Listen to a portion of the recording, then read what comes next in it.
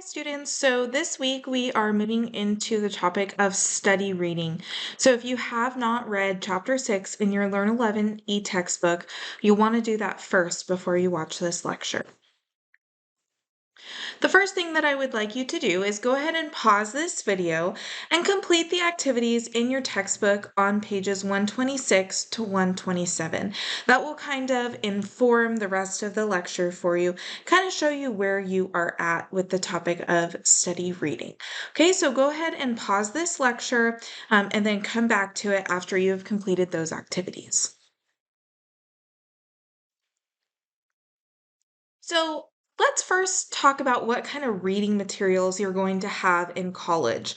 This may be similar or maybe even a little bit different to high school, whenever that was for you. You're certainly going to have textbook readings. You're going to have journal articles, both academic journals as well as news articles to read. You're going to be reading literature. You're likely, going to take like an English class as a gen ed. And you're going to read probably like nonfiction novels, perhaps in like a history or poli-sci course.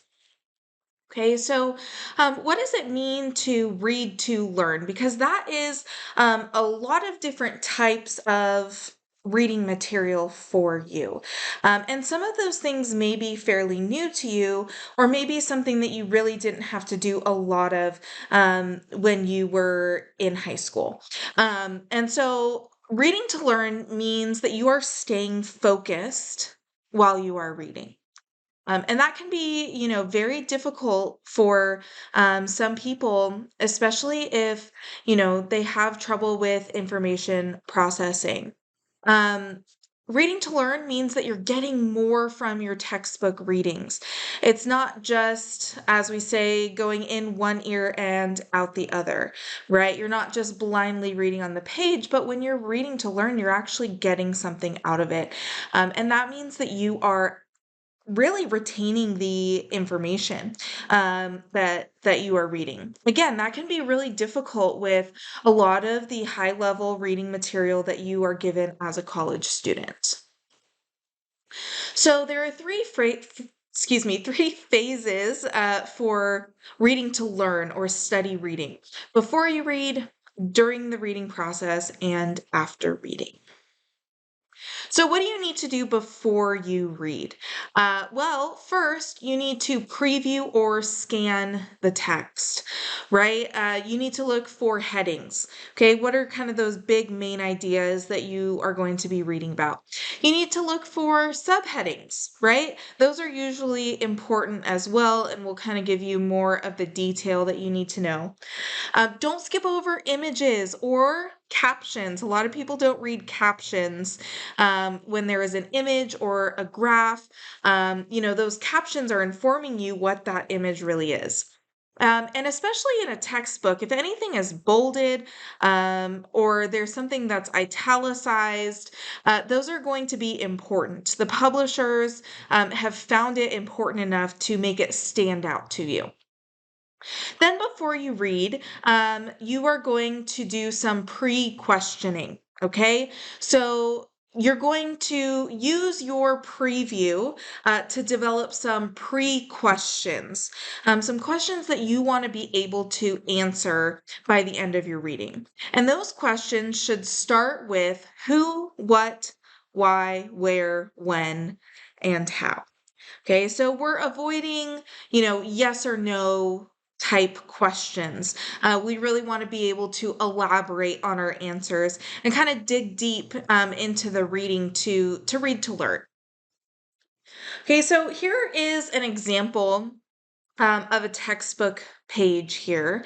And you can see some pre-reading questions. Okay, so pre-questions, just looking at this highlighted section here, right?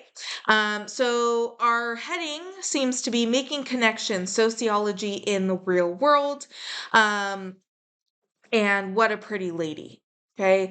We also have this section above it, Gilligan's theory of moral development and gender, right? So we're going to want to know what that is, right? So, what is Gilligan's theory of moral development and gender? You want to be able to answer that after reading that section.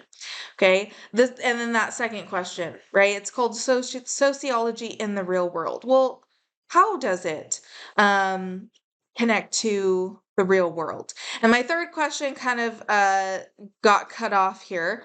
But if you look at section 5.2, this purple bolded heading, this should say, why does socialization matter, right? Because the heading is why socialization matters. So this is a really easy way to do pre-questioning. You don't have to think too much about it because your headings are kind of giving you those hints for those pre-questions. Okay, so this is something that you guys can do in your own textbooks. In fact, I highly recommend that you use this in your Learn 11 textbook as something to practice.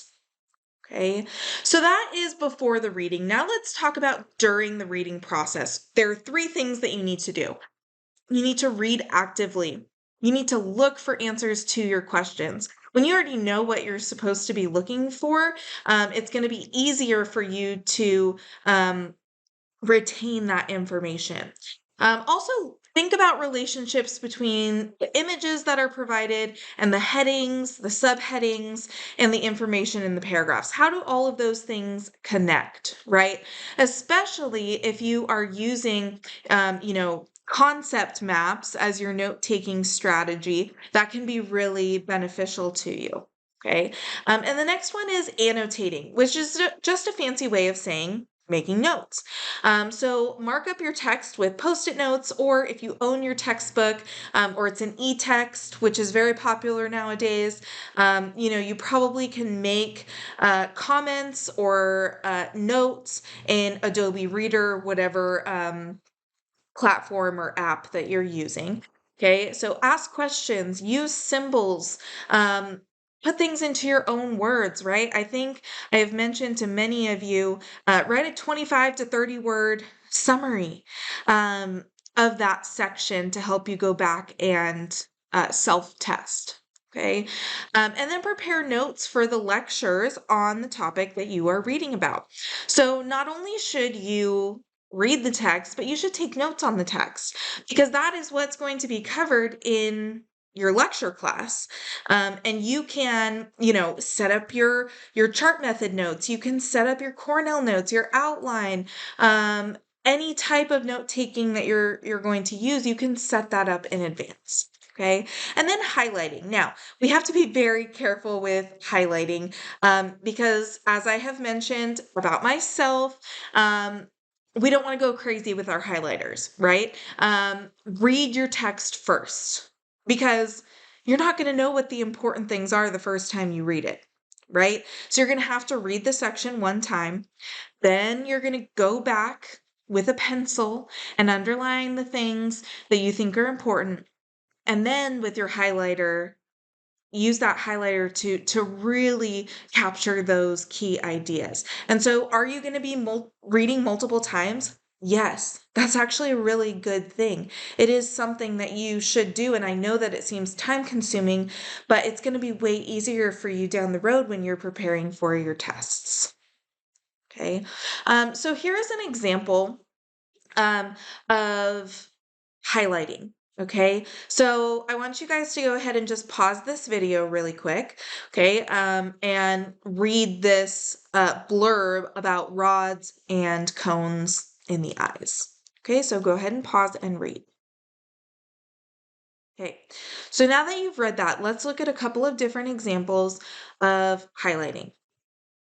Okay, so in this first example, what do you guys see here? Well, when I look at this, the things that stand out to me are retina, rods, cylindrical. They're kind of just like one words. And I don't really know what any of those words mean, especially because, I'm not super big on science. I don't know a ton about science. So this kind of reads like a foreign language to me, right? So in this example, there's not enough highlighting to help you.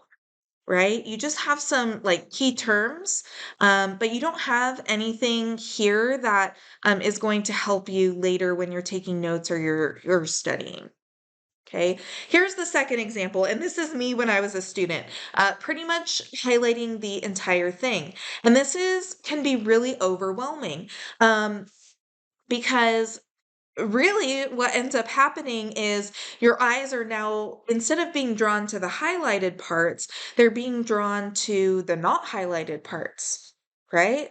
So words like this and but and rather and the, those aren't important words, right? This is way too much highlighting. So our final example is a really great way of highlighting. Okay. And so when I look at this, it kind of acts like a study guide for me, right? So if I just read the first three highlights, it says retina made up of rods and cones. That's pretty simple. That's a pretty simple definition, right? And then we have the next one. Rods are cylindrical, cones are tapered, right? You have that kind of compare and contrast. Okay, and so you can kind of see that how really it's just the really important stuff, the really important words of the definition that are highlighted, because that is what your eye will be drawn to when you go back to highlight. Okay, and so that's part of what you guys are going to practice in your highlighting activity this week, is getting something like this that is really going to be beneficial to you when you go back and study and try to take notes. Okay, so next is after you read. What do you need to do after you read? Well, test yourself, self-testing, right? That's one of our main topics on the Lassie. Can you go back and answer your pre-questions? Okay, question how this information can be used in the class, right? How are you going to use this in the class? How are you going to use this in life? Why is this important to you? How is this important for your future, right? Make meaningful connections. That's what's going to help your memory. Okay. And then a lot of times textbooks will have end of chapter review questions. A lot of students will skip over those, but those can be really beneficial for you. So after you have tested yourself with your notes and your highlighting, then go back and do review questions. Okay. Um, and then finally, review all of everything, everything that you have done for this reading. Notes, annotations, any supplemental material, maybe that's outside research or other articles, that your instructor is supplementing for you. And just do a regular review, how you would normally review for a test. Okay, and take that kind of in little chunks so that it's not so overwhelming. Okay, so this is study reading, and you guys are going to be doing some practice on this in this module. So hopefully this will be beneficial to you not only in this class, but in your future classes as well.